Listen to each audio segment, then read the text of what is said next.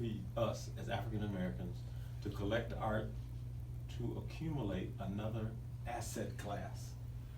Traditionally, as you know, we have always spent our money on clothes, shoes, cars, repeat.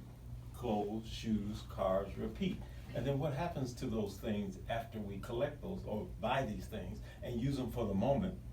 They go in a drawer, to the curb, to the Goodwill. Clothes, shoes, cars, repeat. So what has been done traditionally in European families, and I have the experience of helping many Grosse Pointers build their collections of assets, is that they buy art, and they buy original art by artists, and it's so good to have artists to be able to receive our funds during their lifetimes, supporting the artist, as well as buying older historic art, and including those things as stepping stones to build a academic art collection. Why are we doing this? To build assets. Why are we doing this? To have our lives enhanced by the beauty of art, have our lives enhanced to know the historical context that art is associated with.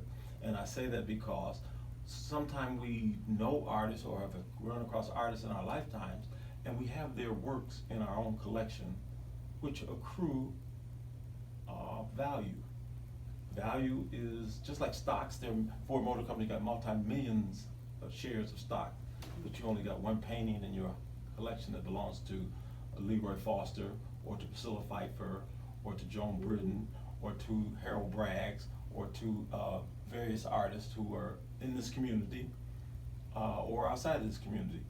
The best art collections are built with the best advice, with research, with understanding what the artist does, with understanding the context of putting together a collection. But the thing that I want to emphasize more than enough with us as African Americans is to spread our feet and accumulate assets so we don't do clothes, shoes, cars, repeat.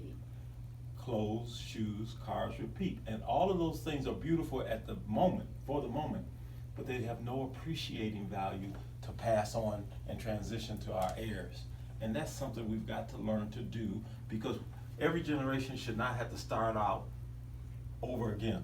Each generation starts out with nothing, maybe got a degree, which is a nice thing, but you start out with nothing. You start out with nothing to stand on, nothing to base your family's background, your family's wealth on.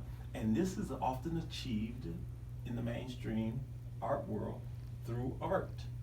People buy art, enjoy it in their lifetimes, pass it on. The kids may not want the assets that you built, but they got something to start their business with. They got something to buy apartment buildings or hotels or those kinds of things with, to start their business with.